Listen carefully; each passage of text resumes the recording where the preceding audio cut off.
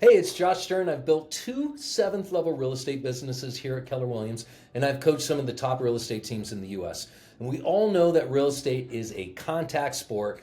And today, I want to help you unpack the reality that we've all experienced when picking up that 10,000 pound phone to make our contacts. It's something in the industry that we call reluctance. And I've got a very special guest with me who's built a phenomenal business for making real connections over the phone, and that is Liz Leonard. Liz, thank you so much for joining me.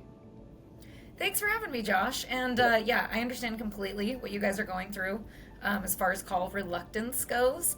Calling people as a real estate agent can feel really awkward when you don't know what to say, you don't want to damage the relationship. It's awkward. Me and Josh have some advice that might help you. Yeah, so number one, lead us off, buddy. Number one is just leading with that genuine connection first, Okay. especially when you're brand new or you haven't talked to somebody in a long time. Don't just pick up and start going straight to business. Like, genuinely ask how they're doing. I Okay. also like to have a transition of like, hey, can I talk to you about business for a minute after I've said, how are you? How's this going in your life? Good. And for me, I always think about adopting like a service mindset rather than a sales mindset. So I'm never selling to friends. I'm just letting them know that I'm available to help them if they or anybody else they know needs real estate assistance. I think another big one, whether you're experienced or you're not, is just kind of starting off with an apology. I think those of us who have been in the business for a while, there's been a reason why there's been some time. You know, maybe you had life happen, maybe you got really busy. And so I like to start off with an apology that's very simple of, hey, I'm sorry. It's been a long time since I've reached out to you. I've been thinking about you a lot. What's new with you? And it's a genuine, kind of going back to the beginning, it's a genuine apology. And I also, at the end of that, promise I'm going to do a better job at keeping in touch. And of course, the key is you have to actually do the thing that you said you're going to do and keep in touch. I can't tell you how many times in my business career I've had to use the apology script. I'm so glad that you brought that up. I'm a Hmm. big proponent of providing actual value. You know, I do a lot of economics in real estate. I share that with our market centers often. We do the Numbers That Matter videos together here, all of its sort of local and national insights, but also just even sharing insight relevant to their own neighborhood. So, by the way, homes in your area have been selling really quickly lately. Just thought you might want to know. Or you could say something, do you know I can assist you in helping you protest your property tax assessment at no charge? It's just one of the many services I like to provide to my VIP clients like you. Yeah, that's been a huge one. And then being able to tell the story later about how you saved somebody $1,500 in a year is awesome. I think another one that's been really helpful for me is just asking people for advice. Like asking them, what do they want to know about the market? What would provide value to them? Because like they probably don't really care about open houses when they're not in the market. But hearing of like a farmer's market in their neighborhood or some other thing that's going on might be more valuable to them. Yeah, and I always like to make sure that it's easy for them to say no. So I always like to let them know it's no pressure at all. I'm always here if you need anything real estate related. Give me your hardest questions, no worries. I think the key and what I've heard with you having conversations is really just authenticity. You know, and most of my coaching clients have found that people actually enjoy hearing from them as they reconnect with their database. Isn't that funny? So if you Yep. like genuinely care and you have a big heart like you do, Liz, it's really about helping people and being a sounding board for the real estate needs. And that comes through real connections, conversations. Most people understand that referrals are a part of your business and they're not going to be offended at some point if you approach it with respect and genuine care, you know. So after I've connected, really truly connected with my clients, I feel like it's okay at that point to say, hey Liz, I'd be remiss in my duty as a real estate agent if I didn't ask, who do you know who's thinking about buying or selling a home, or maybe just has a tough real estate question I could help in the next 90 days. And it comes Yep. off as just like normal. It's just normal. So here's some other things to consider, right? And that's the psychological barriers that are presented to agents that really prevent those calls from having. So what do you think the first one of those barriers is, Liz? Number one is obviously fear of rejection. Yeah. Every seasoned professional worries about being turned down or annoying people, right? The possibility of hearing no or sensing somebody's irritation. It's powerful, man. You can reframe this as like every no being one no closer to a yes. What are Yes, your that thoughts? helped me a ton earlier in my career, and it still helps me now. I just do it automatically. I don't really think about it as much. Thank you for the Okay. no. I'm that much closer to a yes. Yep. Good. I like it. I think another one is just people not knowing the difference between like being a friend and being the salesperson.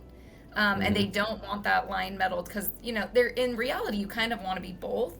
And so that's why earlier when I was talking about it, like I start out my conversation very genuinely talking to my friend, and then I ask permission to switch gears to business so that then it's like they know that I genuinely care about them and that I also had a reason for calling. Yeah, and the truth is, the results aren't going to be immediate. This is a long term. You're in this for a career, right? Relationship building calls, they don't lead to instant commissions typically.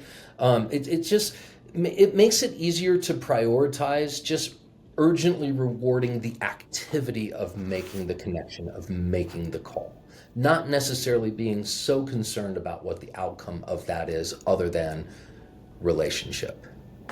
Absolutely. I think another thing that hangs people up is who to call, lack of structure, right? And so I'm lucky I'm on a team that prints me this cool list every single week of who to Nice. call. And guess what? Right at the top, it tells me a couple things I could potentially talk to them about. So it is very mindless for me to just pick up the phone and start calling people right when I get here. That is such an excellent structure to have. I've noticed too, there are a lot of agents that are out there that do cold calling, and that can lead to mental fatigue, right? It requires significant emotional energy, right? So after dealing with clients, paperwork, daily business challenges, a lot of agents just lack the mental bandwidth. And so, Liz, when do you typically do your phone calls? I do it first thing in the morning because I can totally attest that when you're dealing with, I mean, we were just talking about this, when you're dealing with kind of like a highly emotional agent or, you're negotiating repairs or a highly emotional client, like that drains you so that by the time you're getting in and doing your calls, you're already at a lower capacity. So it is so Yeah. important that like I actually start a lot of my days with my birthday calls or my birthday texts because it just starts the day on such a good high rather than something that could stress me out or bring me down or get me emotional. Okay, what about all those high C people out there, Liz? What about them? Well, perfectionism, right? So agents like wait for Yeah. the perfect script or the perfect moment instead of just picking up the 10,000 pound phone. And by the way, I've learned when you pick up that heavy sucker, don't put it down. Just keep it Yeah. right there. Just keep it right Yep. there, Yeah. See, I don't know about the whole perfectionism thing because I am so not afraid to just fumble my way through it a few times and perfect it. But there is something about also practicing, right? When you are consistently practicing what you're going to say, how you're going to say it, you're not constantly thinking of what you're going to say next. You're just doing it because it's been so well practiced. Yeah, and I think one of the big things that we are interrupted with, is like technology distraction. And I've got a few different, thoughts on that. Number one, you've got a lot of agents that are relying heavily on just digital marketing like emails or social media that are kind of less confrontational alternatives, but they're less effective. They're not building real connection. The other thing too I've noticed is a lot of times when people are doing their calls in the morning, like you said, willpower's not on will call. You want to take care of those leads first thing in the morning. When you have that willpower, it's just it's if the computer screen's up and you see the Gmail or you see the other things, you tend to move towards those other things, and they're just not effective. I mean, I always say communication is voice to voice. That's how you build real relationships. Information is what we deliver via text message or via social media or via email. Communication is what builds our relationship with our database. All right, so give us the number 10 thing on what we should be telling agents in order to get over that mental hump that they have. I mean, I think that we've all had plenty of calls that have not gone as we expected, and you kind of dig on those past negative experiences. I mean, I think there's a couple things that you can do. Keller Williams has a program called Bold, where you're calling more people than you would probably normally call in your day-to-day business.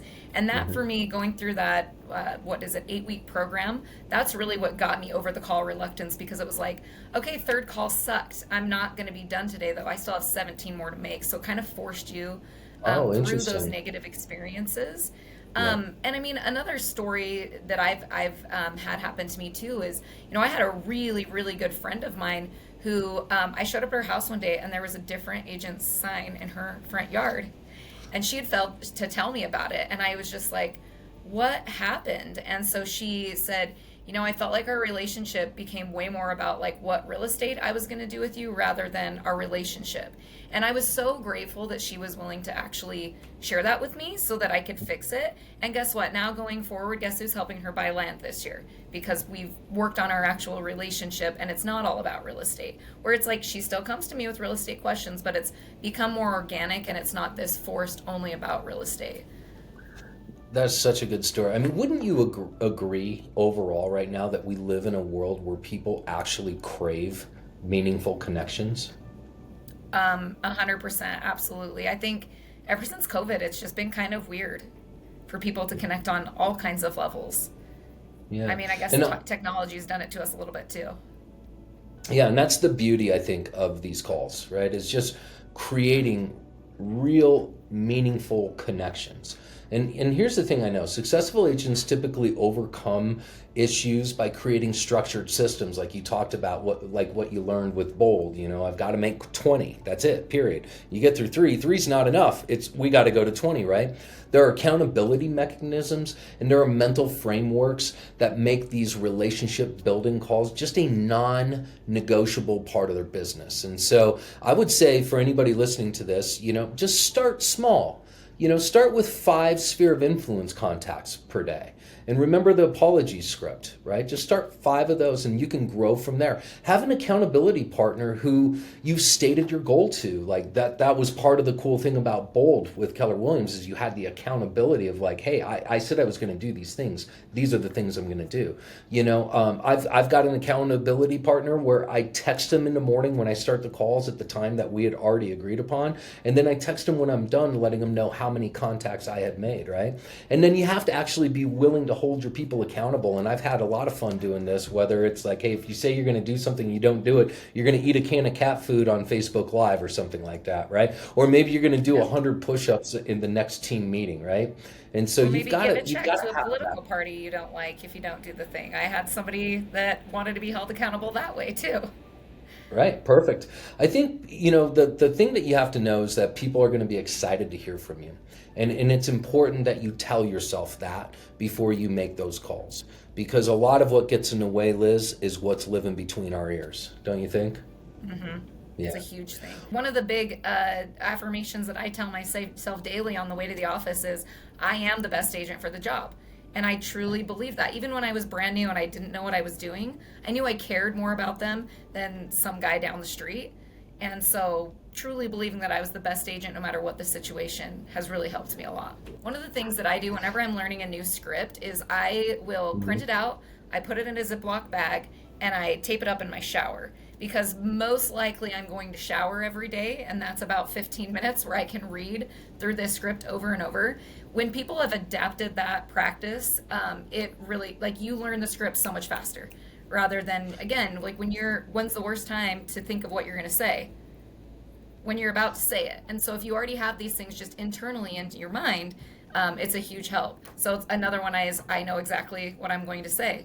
I appreciate it. My favorite one is I'm confident and capable in connecting with clients, and each call I make is an opportunity to provide value and build lasting relationships. Liz, thanks so much for spending some time with me today and helping our folks out. If you care about somebody in the business, send this video out to them, see if it'll help. Happy to help you work through any of your own call reluctance issues and create a personal plan that's tailored to your specific needs. Feel free to reach out to me directly. My mission is to bring certainty back into your business through proven models and systems. Thank you so much for watching.